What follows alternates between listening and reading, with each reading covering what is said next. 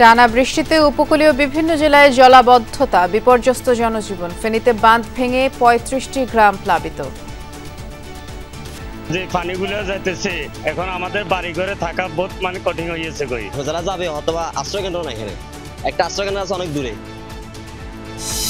সবগুলোকে আয়োজন করতে বলছি রাখতে, সবাইকে বললাম যে যেখান থেকে টিকাটা পারবো দেখে ফেলবে।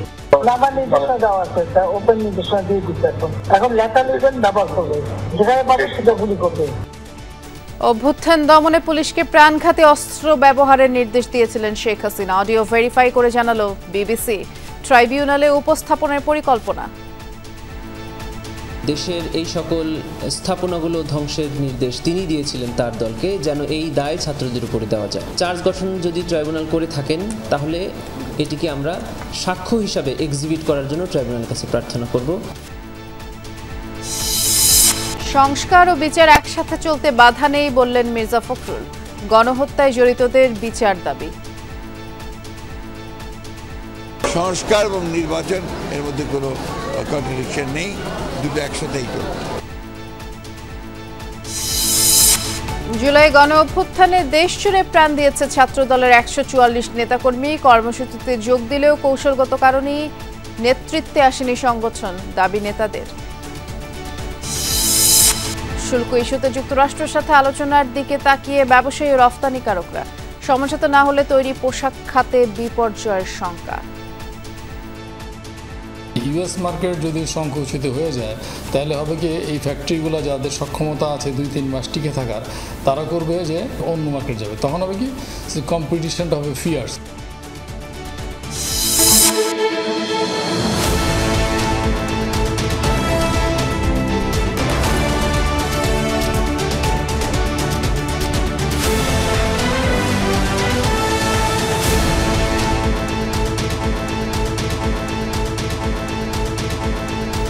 শিরোনামগুলো শুনছিলেন। এছাড়াও দেশ বিদেশে আরো খবর নিয়ে দুপুরে বাংলাদেশে নুসরাত বৃষ্টি আপনাদের সাথে আছে।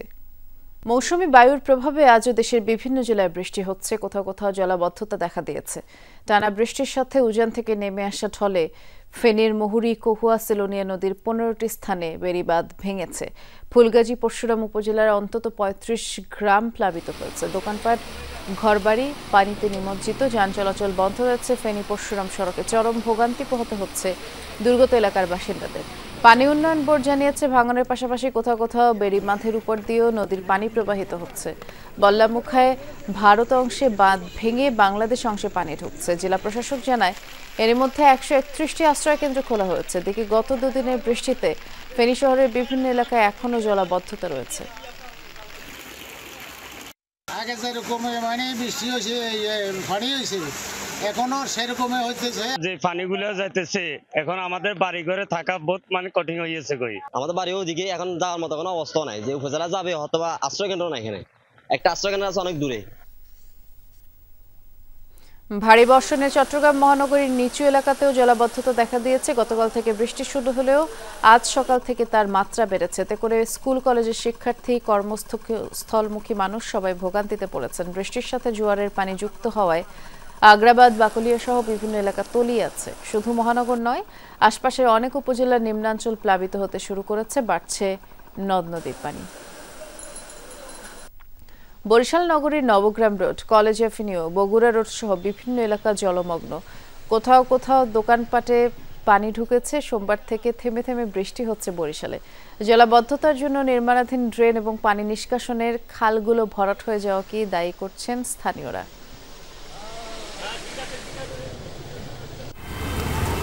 টানা বৃষ্টিতে নোয়াখালী সদর, কোম্পানিগঞ্জ, কবিরহাট, মাইজদি, সুবর্ণচরের বিভিন্ন এলাকাতেও জলাবদ্ধতা দেখা দিয়েছে। শহরের বেশিরভাগ সড়কে হাঁটু পানি।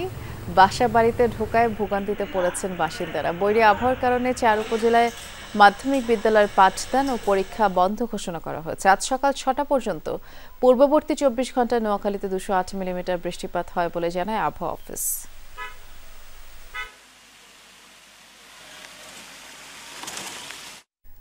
আমরা ফেনী এবং বরিশাল এই দুই জায়গার খবর জানবো। শুরুতে যাচ্ছি ফেনীতে। আমাদের সহকর্মী আরিফুর রহমান অপেক্ষা করছেন। আরিফ, বৃষ্টি তো আসলে এখনো পড়ছে যেমনটি দেখছি। এই দুর্গত এলাকার মানুষ যারা আছেন আশ্রয় কেন্দ্রে যেতে শুরু করেছেন কি?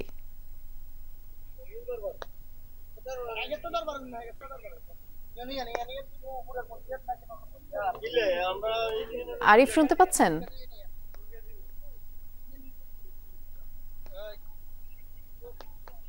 বৃষ্টি ভারতের উজান থেকে নেমে আসা পাহাড়ি ঢলে এবং গত কয়েকদিনের টানা বর্ষণে ফেনীর ফুলগাজী, পরশুরাম এই দুই উপজেলায় 35টি গ্রাম প্লাবিত হয়েছে। আমি একটু এখনো যেভাবে লোকালয়ে পানি ঢুকছে সেই পানি ঢোকার চিত্রটি আপনাকে একটু দেখানোর চেষ্টা করছি যে এখনো ক্ষিপ্র গতিতে পানি ঢুকছে লোকালয়ে। এই পানি এখন পরশুরাম হয়ে ফুলগাজী হয়ে ফেনী সদরের দিকে এই পানিগুলো যাচ্ছে। এখানকার বাসিন্দারা আসলে মানবিক বিপর্যয়ের মধ্যে পড়েছে। একটি হচ্ছে যে আমি এখানকার একজন বাসিন্দার সাথে একটু কথা বলবো। আপনার বাড়িঘরের আসলে কি অবস্থা? আমি কালকে বাড়িঘর ছেড়ে আশ্রয়কেন্দ্রে আশ্রয় নিয়েছি। আমার বাড়িতে পানি ঢুকতেছে। এখন আমি আশ্রয়কেন্দ্র থেকে আমার বাড়িতে গেছি, দেখতেছি যে পানি বারবার বাড়তেছে। এতটুকু পানি কমার কোনো সম্ভাবনা নাই। এটা হলো আমি এখন আশ্রয়কেন্দ্রে আশ্রয় নিয়েছি বাচ্চা নিয়ে। আর দাবি সরকারের কাছে, আমরা বারবার বন্যার কারণে ক্ষতিগ্রস্ত হচ্ছি। 24-এর বন্যা আর এবং কি বন্যা বারবার আমাদেরকে একদম দিচ্ছে। নির্মাণ বাদ এবং বাদ, আর আমাদের দেশের মানুষ চায় না, সঠিক নির্মাণ বাদ চায়। বৃষ্টি আসলে একজন বাসিন্দার কথা শুনেছেন, এই আসলে বললেন এরকম বক্তব্য হচ্ছে এখানকার হাজারো মানুষের। তারা হচ্ছে শুধু এবার নয়, প্রতি বছরে এরকম ভারতের উজান থেকে পানি এসে মানুষের আসলে জীবনযাত্রাকে আসলে অসহনীয় করে তোলে। তবে এবার যে 7,340 কোটি টাকার প্রকল্পটি হাতে নেওয়া হয়েছে, এই প্রকল্পটি যদি যথাযথ বাস্তবায়ন যদি হয় তাহলে হয়তো এরকম বন্যার হাত থেকে মানুষ নিস্তার পাবে। বৃষ্টি, বিস্তারিত জানানোর জন্য ধন্যবাদ। নিরাপদে থাকবেন আপনি। আমরা এবার বরিশালে যাচ্ছি। দেখতে পাচ্ছি সহকর্মী কাউসার হোসেন অপেক্ষা করছেন। বরিশালে তো কাউসার সোমবার থেকে বৃষ্টি হচ্ছে এবং বেশ কিছু জায়গায় জলাবদ্ধতার সৃষ্টি হয়েছে, যেমনটি দর্শকদের জানাচ্ছিলাম। আপনি কি অবস্থা দেখছেন জানাবেন।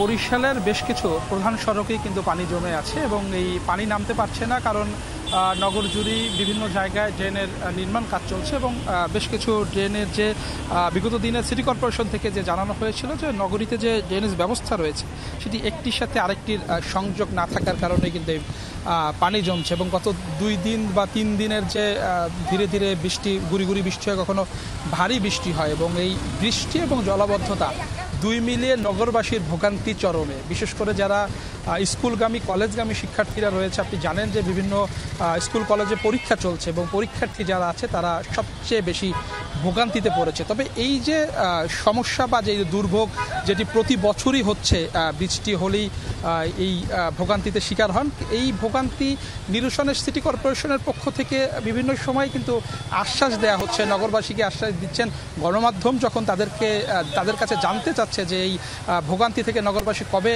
মুক্তি পাবে, তারা কিন্তু বলছেন যে খুব শিগগিরই। কিন্তু প্রতি বছরই একই আশ্বাস দেওয়া হয়, কিন্তু নগরবাসীর যে ভোগান্তি, জলাবদ্ধতার যে ভোগান্তি, সেটি কিন্তু নিরসন হচ্ছে না। এবং এর প্রধান কারণ হিসেবেই কিন্তু যারা নগর পরিকল্পনাবিদ রয়েছে তারা বলছে যে নগরী ঘিরে যে খালগুলো ছিল, বরিশাল নগরীকে ঘিরে যেই খাল থেকে বৃষ্টির পানি অনায়াসে নেমে যেত বা নদী থেকে যে জোয়ারের পানি উঠতো সেটি নেমে যেত, সেই খালগুলো কিন্তু ভরাট হয়েছে, দখল হয়েছে, ময়লা আবর্জনা ভরে আছে, প্রতিবন্ধকতা সৃষ্টি হচ্ছে। এ কারণে কিন্তু বৃষ্টির পানি নামতে পারছে না, জলাবদ্ধতার সৃষ্টি হচ্ছে। তবে বর্তমান সিটি কর্পোরেশনে যারা দায়িত্বে রয়েছেন বা প্রশাসন রয়েছেন তারা বলেছেন যে এই খালগুলো খননে তারা চেষ্টা করছেন প্রাথমিকভাবে। এছাড়াও মন্ত্রণালয়ে একটি প্রকল্প পাঠানো হয়েছে, বড় একটি প্রকল্প পাঠানো হয়েছে। সেই প্রকল্পটি যদি পাস হয় সেক্ষেত্রে খাল খননের কাজ শুরু হবে এবং খাল খনন শুরু হলে এই যে জলাবদ্ধতার যে ভোগান্তি সেটি নিরসন হবে। বৃষ্টি, বেশ বিস্তারিত জানাচ্ছিলেন, ধন্যবাদ কাউসার।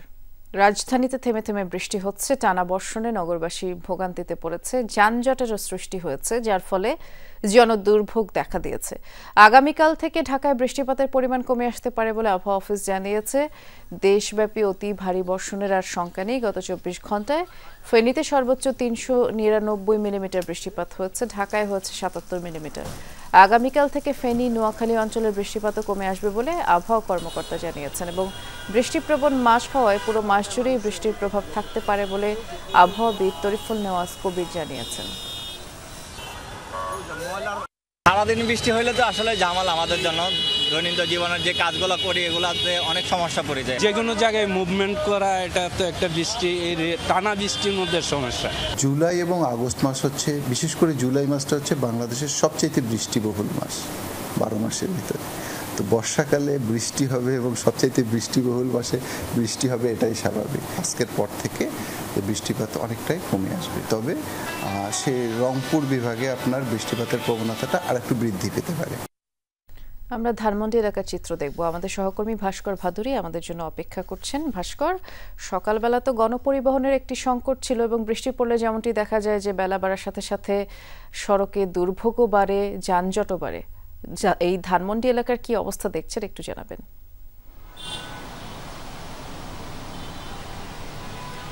বৃষ্টি প্রথমে যেটা বলবো যে গত 30 মিনিট কিংবা 40 মিনিট ধরে কিন্তু মিরপুর, মোহাম্মদপুর, ধানমন্ডি এই এলাকায় কিন্তু কোনো ধরনের বৃষ্টিপাতের দেখা আমরা পাইনি, যার ফলে বৃষ্টির জন্য যে দুর্ভোগগুলো সকালে শুরু হয়েছিল, অর্থাৎ সকালে দেখা গিয়েছিল সকাল 7টা থেকে 10টা পর্যন্ত, সেই দুর্ভোগটা কিন্তু এখন পর্যন্ত আর সড়কে দেখা যাচ্ছে না।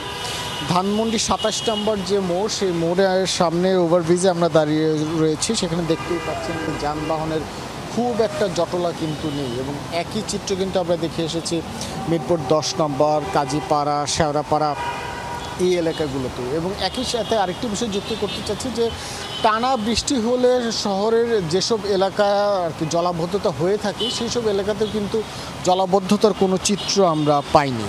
সকালে যখন আবহাওয়া অফিসের যে সকল দায়িত্বরত কর্মকর্তারা রয়েছেন তাদের সাথে যখন আমরা কথা বলছিলাম, তারা কিন্তু আমাদেরকে জানিয়েছেন যে গত 24 ঘন্টায় রাজধানী ঢাকায় 77 মিলিমিটার কিন্তু বৃষ্টি হয়েছে, এবং তারা বলছেন যে আগামীকাল থেকে এবং কিছু কিছু এলাকায় আজকে বিকেল থেকেও কিন্তু বৃষ্টিপাতের যে প্রবণতা, সেই বৃষ্টিপাতের প্রবণতা কমে আসবে, কিন্তু একদম যে বৃষ্টি হবে না সে বিষয়ে কিন্তু তারা কোনো ধরনের কথা নিশ্চয়তা দিতে পারেননি। এবং তারা বলছেন যেহেতু বৃষ্টির মৌসুম চলছে, তাহলে সেক্ষেত্রে ক্ষণে ক্ষণে বৃষ্টি কিন্তু চলতে থাকবে। এবং তার পাশাপাশি তারা কিন্তু বলছেন যে এই যে বৃষ্টির মাস অর্থাৎ জুলাই মাস, এই জুলাই মাসে যে কোনো সময় বৃষ্টির প্রবণতা বাড়তে পারে, তবে আগামী 2-1 দিন কিংবা 3 থেকে 5 দিন পর্যন্ত অতি ভারীর যে বৃষ্টির সংখ্যা, সেই অতি ভারী বৃষ্টির সংখ্যা কিন্তু এখন পর্যন্ত আবহাওয়া অধিদপ্তরের পক্ষ থেকে করা হচ্ছে।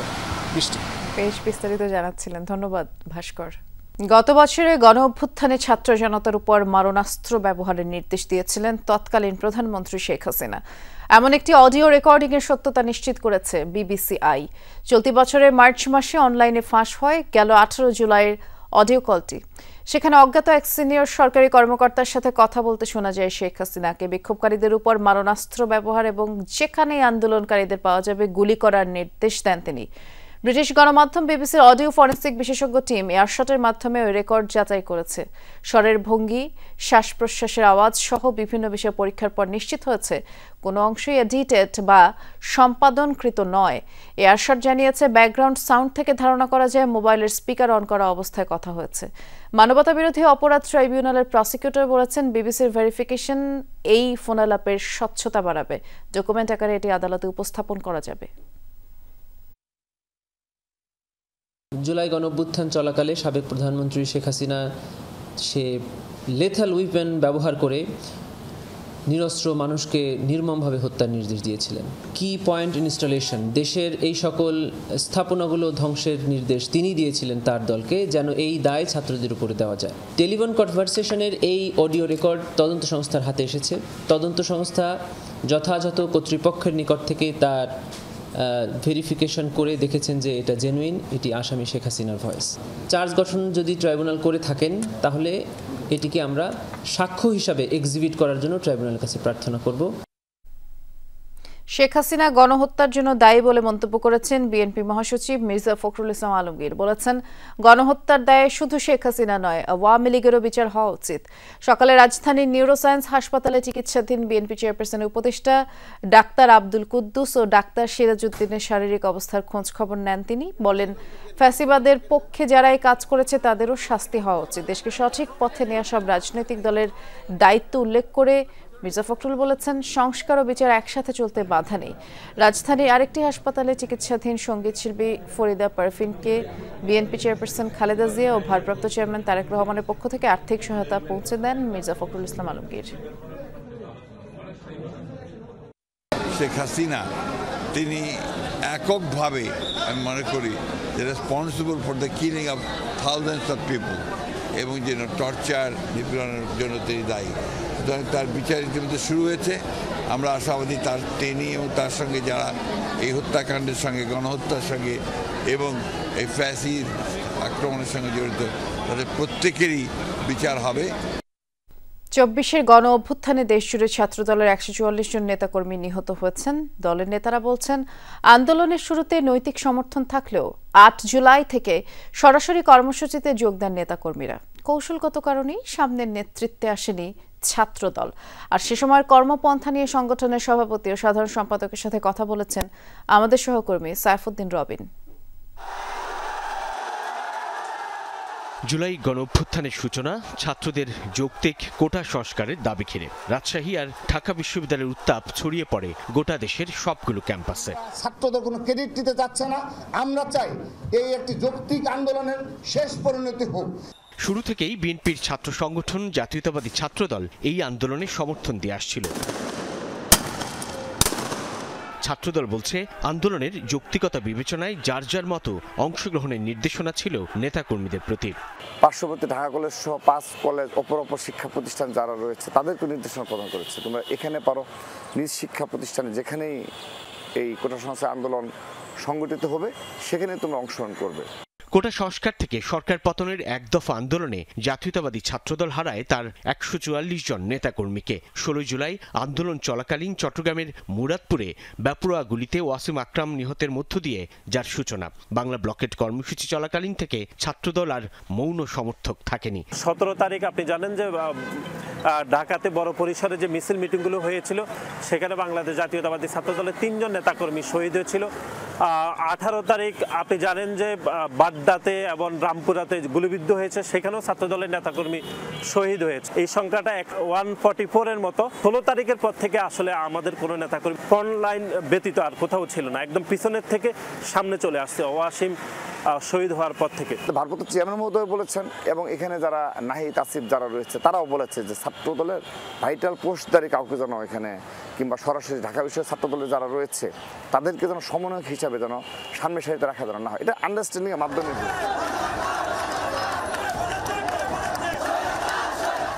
তুমি কে আমি কে রাজাকার রাজাকার এই স্লোগানের সঙ্গে কে বলেছে স্বৈরাচার স্বৈরাচার এই সংযুক্তি যেমন ঢাকা বিশ্ববিদ্যালয়ের ছাত্রদল থেকে উঠে আসা, তেমনি কেন্দ্রীয় ছাত্রদলের সাধারণ সম্পাদকের পরামর্শে আসে সামাজিক মাধ্যমে লাল প্রোফাইলের সিদ্ধান্ত।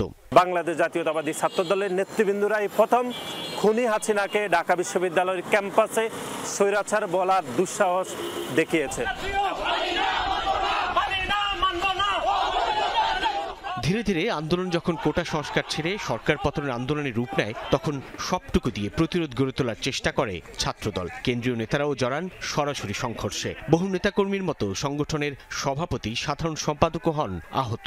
শিক্ষার্থী সাধারণ ছাত্র জনতাকে নিয়ে, মাদ্রাসা শিক্ষার্থীদেরকে নিয়ে আমরা আমাদের সেই ভূমিকার মাধ্যমে যাত্রাবাড়িকে সন্ত্রাসী মুক্ত করেছে, দুলাই পার্কে সন্ত্রাসী মুক্ত করেছে, জুরাইনকে সংস্কার জন্য অগ্রভাগে ছাত্রদল ভূমিকা পালন করেছে। কারফিউ ভেঙে যে মিছিল করা যায়, যে সাহস যোগানো, সেটি আমরা করতে সচেষ্ট হয়েছে। আমাদের দলের ভারপ্রাপ্ত চেয়ারম্যান জনাব তারেক রহমান আমাকে ব্যক্তিগতভাবে বলেছিলেন যে রাজনৈতিক কর্মী হিসাবে আমাদেরই প্রথম কারফিউ ভেঙে মিছিল করতে হবে, তাহলে মানুষ আসলে সাহস পাবে, নতুবা আসলে কারফিউ ভাঙা কঠিন হয়ে যাবে। ছাত্রদল বলছে, জুলাই অভ্যুত্থানের পুরোটা সময় সংগঠনটির সঙ্গে নিয়মিত যোগাযোগ ছিল বৈষম্য বিরোধী ছাত্র আন্দোলনের সমন্বয়কদের সঙ্গে। আন্দোলনের যে কোনো সিদ্ধান্তই যৌথভাবে গৃহীত হতো বলে জানান তারা। আমরা এই আন্দোলনকে এক দফার আন্দোলনে নিয়ে যাওয়ার জন্য যারা এই আন্দোলনে স্টেক হোল্ডার ছিল তাদের সাথে আমরা নিবিড়ভাবে কাজ করেছি। দিনে আমরা মাঠে থাকতে হতো, এমন রাতের বেলা আমাদেরকে পলিসি মেকিংয়ে কাজ করতে হয়েছে। আমাদের ভারপ্রাপ্ত চেয়ারম্যান জনাব তারেক রহমানকে প্রতিদিনের আপডেট দিতে হয়েছে, ওনার নির্দেশনাগুলো আবার মাঠে বাস্তবায়ন করতে হয়েছে। নাহিদ আসিফ ছিল তখনও আমার সাথে কথোপকথন হতো, আর যখন নাহিদ আসিফ ছিল না তখন পরের সমন্বয়ক যারা, আমরা সবসময় তাদের সাথে সমন্বয় করেছি এবং তারা একটি কর্মসূচিও আমাদের কনসার্ন ব্যতীত গ্রহণ করেনি। আমি এটি আপনাকে স্পষ্টভাবে বলছি। অভ্যুত্থানের বছর পেরিয়ে ছাত্রদলের হতাহত নেতাকর্মীদের সঙ্গে বৈষম্যমূলক আচরণের অভিযোগ সংগঠনটির। তাদের নেতৃত্বে আমরা আন্দোলন সফল করেছি, কিন্তু তারপর থেকে তারা ভিন্ন রূপ ধারণ করেছে। সাইফুদ্দিন রবিন, যমুনা নিউজ, ঢাকা। বগুড়ার দুপচাঁচিয়ায় শ্বশুর ও পুত্রবধূকে শ্বাসরোধ করে হত্যা করা হয়েছে। গতরাতে উপজেলার জিয়ানগর ইউনিয়নের লক্ষ্মীমণ্ডল গ্রামে এই ঘটনা। নিহত আফতাব হোসেন তার পুত্রবধূ রিভা ও 5 বছরের নাতনিকে নিয়ে বাড়িতে থাকতেন। ছেলে শাহজাহান সৌদি প্রবাসী। শিশুটি সকালে তার মা ও দাদার মরদেহ দেখে স্বজনদের জানায়। খবর পেয়ে ঘটনাস্থলে যায় পুলিশ ও পিবিআই। পুলিশ জানায় আফতাব হোসেনকে দড়ি দিয়ে পুত্রবধূ রিভাকে ওড়না দিয়ে গলায় ফাঁস দিয়ে হত্যা করা হয়েছে।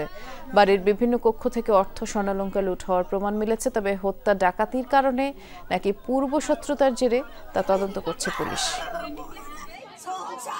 পারিবারিক কলহ তো নাই বলতে গেলে, কিন্তু এই জমি জমা নিয়ে কিছুটা ভেজাল হয়েছে। এই গ্রামের লোকের সাথে কিছুটা কেস ফেস আছে তাদের, আর এর সূত্র ধরেই এই খুন হতে পারে। হয়তোবা দস্যুতার কোনো ঘটনা এরকম ঘটে থাকতে পারে বলে মনে হচ্ছে। এখানে অন্য কোনো শত্রুতা আছে কিনা বা ঘটনার ভিতরে কোনো ঘটনা আছে কিনা এগুলো তদন্ত করে ভালোভাবে বলে জেনে শুনে তারপর আমরা কমেন্টস করতে পারবো। কুমিল্লা মুরাদনগরে একই পরিবারের 3 জনকে পিটিয়ে ও কুপিয়ে হত্যা মামলায় 8 আসামির 3 দিনের রিমান্ড মঞ্জুর করেছেন আদালত। দুপুরে সিনিয়র জুডিশিয়াল ম্যাজিস্ট্রেট 11 নং আমলি আদালতে 7 দিনের রিমান্ড আবেদনের শুনানি শেষে এই আদেশ দেন। গত বৃহস্পতিবার সকালে করুইবাড়ি এলাকায় মা রুবি আক্তার, ছেলে রাসেল, মেয়ে জোনাকে পিটিয়ে কুপিয়ে হত্যা করা হয়। স্থানীয়দের অভিযোগ, রুবি ও তার পরিবারের সদস্যরা দীর্ঘদিন ধরে এলাকায় মাদক কারবার সহ নানা অপকর্মে জড়িত ছিল। আর এ বিষয়ে কথা বলতে স্থানীয় ইউপি চেয়ারম্যান এক মেম্বার গেলে রুবি ও তার পরিবারের সদস্যরা তাদের উপর হামলা চালায়। এতে বিক্ষুব্ধ হয়ে ওঠে ঘটনাস্থলে থাকা লোকজন। এক পর্যায়ে 3 জনকে হত্যা করা হয়। তবে নিহতদের স্বজনদের দাবি, স্থানীয় এক স্কুল শিক্ষকের মোবাইল চুরির বিষয় নিয়ে তাদের সাথে ঝামেলা চলছিল, এরই জেরে হত্যাকাণ্ড। এদিকে মুরাদনগরে নারী নির্যাতনের ভিডিও সামাজিক মাধ্যমে ছড়িয়ে দেওয়ার মামলার মূল হোতা শাহপরানের 5 দিনের রিমান্ড মঞ্জুর করেছেন আদালত। কক্সবাজারের হিমছড়িতে সমুদ্রে গোসল করতে নেমে নিখোঁজ 2 শিক্ষার্থীর একজনের মরদেহ ভেসে এসেছে সৈকতে। সকালে সমিতিপাড়া এলাকায় আসিফ আহমেদের মরদেহ ভেসে আসে। দেখতে পেয়ে পুলিশ খবর দেয় স্থানীয়রা। নিহত শিক্ষার্থীর পরিচয় নিশ্চিত করেছে পরিবারের সদস্যরা। মঙ্গলবার বেড়াতে গিয়ে হিমছড়ি সৈকতে গোসলে নামে 3 বন্ধু সাদমান রহমান, আসিফ আহমেদ, অরিত্র হাসান। ঢেউয়ের তোড়ে 3 জন ভেসে যায়। আর কিছুক্ষণ পর সাদমানের মরদেহ ভেসে আসে সৈকতে। নিখোঁজ বাকি 2 জনের সন্ধানে দিনভর তল্লাশি চলে। তারা সবাই চট্টগ্রাম বিশ্ববিদ্যালয়ের উন্নয়ন অধ্যয়ন বিভাগের শিক্ষার্থী, একই হলে থাকতেন। প্রথম বর্ষের লিখিত পরীক্ষা শেষ হওয়ার পর কক্সবাজার বেড়াতে যান। পারস্পরিক শুল্ক চুক্তি নিয়ে যুক্তরাষ্ট্র বাংলাদেশ দ্বিতীয় দফার আলোচনা শুরু আজ, যা 11 জুলাই পর্যন্ত চলবে। 2025 সালে অনুষ্ঠিত চুক্তি নিয়ে দ্বিতীয় দফা আলোচনার জন্য মার্কিন বাণিজ্য প্রতিনিধি দপ্তর আমন্ত্রণ জানায় বাংলাদেশকে। আর আলোচনায় বাংলাদেশ প্রতিনিধি দলের নেতৃত্ব দিবেন বাণিজ্য উপদেষ্টা শেখ বশির উদ্দিন।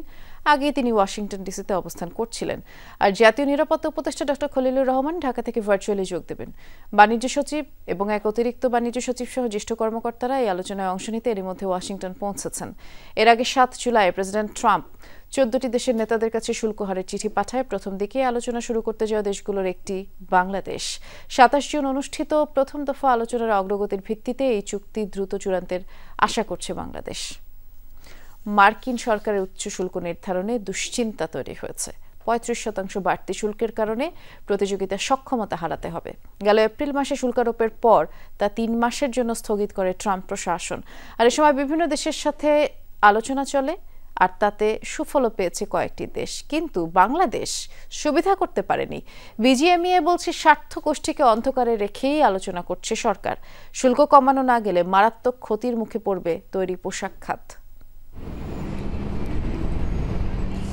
রিসিপ্রোকাল ট্যারিফ বা পাল্টা শুল্ক ইস্যুতে বিশ্বে এখন আলোচনায় যুক্তরাষ্ট্র। বাংলাদেশের রপ্তানি আকাশেও জমেছে কালো মেঘ, কারণ বাংলাদেশি তৈরি পোশাকের বড় গন্তব্য দেশ যুক্তরাষ্ট্র। এতদিন গড়ে 15% শুল্ক দিয়ে মার্কিন বাজারে পণ্য রপ্তানি করে আসছে বাংলাদেশ। তবে গেল এপ্রিল মাসে আরও 37% পাল্টা শুল্ক চাপায় যুক্তরাষ্ট্র। তারপর বিবেচনার জন্য ডোনাল্ড ট্রাম্পকে চিঠি লেখে অন্তর্বর্তী সরকার প্রধান ডক্টর মোহাম্মদ ইউনূস। ওই সিদ্ধান্ত 3 মাসের জন্য স্থগিত করে মার্কিন প্রশাসন। এই সময়ের মধ্যে বিভিন্ন দেশের সঙ্গে চলে আলোচনা, কিন্তু সোমবার আবার শুল্ক হার চূড়ান্ত করে প্রকাশ করেছে ডোনাল্ড ট্রাম্প। বাংলাদেশের জন্য নতুন শুল্ক হার হবে 35%। এমন সিদ্ধান্তে উদ্বেগ জানিয়েছে তৈরি পোশাক মালিকদের শীর্ষ সংগঠন বিজিএমইএ। যারা ইন্ডিভিজুয়াল ফ্যাক্টরি 50 থেকে 70% খালি ইউএসএতে এক্সপোর্ট করে, তাদের অবস্থা হবে ডিজাস্টার। আর অন্যদের সিচুয়েশনও ভালো থাকবে না। এই জন্য ইউএস মার্কেট যদি সংকুচিত হয়ে যায়, তাহলে হবে কি এই ফ্যাক্টরিগুলো যাদের সক্ষমতা আছে 2-3 মাস টিকে থাকার, তারা করবে যে অন্য মার্কেট যাবে। তখন হবে কি কম্পিটিশনটা হবে ফিয়ার্স কম্পিটিশন, মানে প্রাইস ডাউন করবে। ট্যারিফ 10% ইম্পোজ হলে সেটা হবে আমাদের জন্য সহনীয়। এর চেয়ে বেশি হলে সেটা নিয়ে আপনার সার্ভাইভ করা কোনো কোনো ক্ষেত্রে কঠিন হবে। মার্কিন পণ্যের বাজার উন্মুক্ত করতে বাজেটে শুল্ক ছাড় দিয়েছে সরকার। দাবি করা হয় মার্কিন বাণিজ্য দপ্তর ইউএসটিআর এর সঙ্গে আলোচনা চালিয়েছে সরকার, তবে ফলাফল হতাশাজনক। টার্মসই যদি আমরা জানতে না পারি, তাহলে কিসের ভিত্তিতে আমরা লবিস্ট নিয়োগ করব? আমাদের মধ্য থেকেও যে বিজনেস কমিউনিটি থেকেও 1-2 জনকে আস্থায় আনা উচিত, এনে হলো এই আমরা যেন রাইটলি ইনপুটটা দিতে পারি ফর বেটার নেগোসিয়েশন। এখন এটা গভর্নমেন্টস কল। গভর্নমেন্ট যদি মনে করে যে না ওনারা পারবে, আমাদের কোনো সমস্যা নেই, আমরা চাই গুড রেজাল্ট। যুক্তরাষ্ট্রের সঙ্গে বাংলাদেশের বাণিজ্য ঘাটতির পরিমাণ $6 বিলিয়ন বেশি, অর্থাৎ প্রায় $8.5 বিলিয়ন রপ্তানির বিপরীতে যুক্তরাষ্ট্র থেকে আমদানির পরিমাণ $2 বিলিয়ন। তাদের স্বার্থ হাসিলে আমরা কি তাদের অনেক বেশি বড় সহায়ক যে তারা আমাদেরকে একটা প্রেফারেন্সিয়াল ট্রিটমেন্ট করবে? এখন এগুলো বহু রাজনৈতিক প্রসঙ্গ এবং এটা একটা 2 দেশের মধ্যে সম্পর্কের বিষয়। আমাদের সক্ষমতা বাড়ানো, যাতে আমরা এই বর্তমান পরিস্থিতির আলোকে আমরা যাতে প্রতিযোগিতায় টিকে থাকতে পারি। শুল্ক হার নিয়ে জুলাই মাস জুড়েই থাকবে আলোচনার সুযোগ। এখন যুক্তরাষ্ট্রে অবস্থান করছে বাংলাদেশের একটি উচ্চ পর্যায়ের প্রতিনিধি দল। রিমুর রহমান, যমুনা নিউজ, ঢাকা।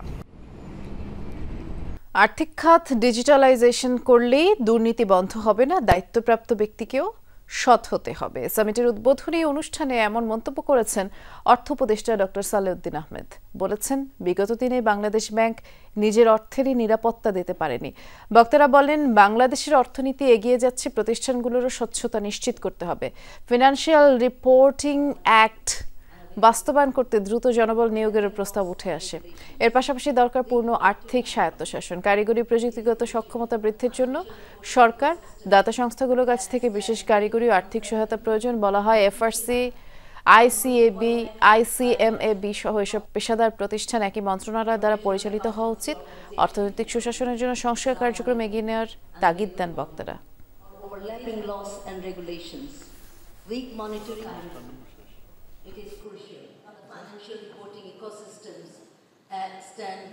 চীনে বাংলাদেশ বিনিয়োগ উন্নয়ন কর্তৃপক্ষের অফিস খোলার চিন্তা করছে সরকার, যা হবে বিডার প্রথম আন্তর্জাতিক কার্যালয়। রাজধানীর একটি হোটেলে আয়োজিত সেমিনারে এসব কথা জানান বিডার নির্বাহী চেয়ারম্যান চৌধুরী আশিক মাহমুদ বিন হারুন। এ সময় বাংলাদেশে নিযুক্ত চীনা রাষ্ট্রদূত ইয়াও ওয়েন জানিয়েছেন, গত আগস্টে 20টি চীনা কোম্পানির সাথে বিনিয়োগ চুক্তি স্বাক্ষরিত হয়েছে, যাদের মোট প্রত্যাশিত বিনিয়োগ অঙ্গীকার কয়েক বিলিয়ন ডলার অতিক্রম করেছে। তিনি বলেন, সুরক্ষার অংশ হিসেবে বাংলাদেশ, চীন ও পাকিস্তানের মধ্যে ত্রিপক্ষীয় ফোরামের আলোচনা হচ্ছে, এতে অন্য কোনো দেশের উদ্বেগের কিছু নেই। যুক্তরাষ্ট্রের শুল্ক আরোপে সবচেয়ে বেশি ভুক্তভোগী চীন উল্লেখ করে রাষ্ট্রদূত বলেন, বাংলাদেশের এই সমস্যা মোকাবেলায় নিজস্ব সামর্থ্য রয়েছে। এ সময় বিডার নির্বাহী চেয়ারম্যান বলেন, বাংলাদেশের শক্তিশালী দক্ষ শ্রমশক্তিকে বৈশ্বিকভাবে কাজ করা চীনা কোম্পানিগুলোর সাথে যুক্ত করতে হবে। One of the takeaways from the China trip was also that we might consider opening up a BIDA office in China. So that would be the first BIDA outpost for government of Bangladesh, and we genuinely firmly believe that the first one should probably be in China. সুরক্ষার অংশ হিসেবে বাংলাদেশ, চীন ও পাকিস্তানের মধ্যে ত্রিপক্ষীয় ফোরামের আলোচনা হচ্ছে, এতে অন্য কোনো দেশের উদ্বেগের কিছু নেই। যুক্তরাষ্ট্রের শুল্ক আরোপে সবচেয়ে বেশি ভুক্তভোগী চীন। বাংলাদেশের এই সমস্যা মোকাবেলায় নিজস্ব সামর্থ্য রয়েছে। চীনও তার অবস্থান থেকে এ বিষয়ে সহযোগিতা করবে।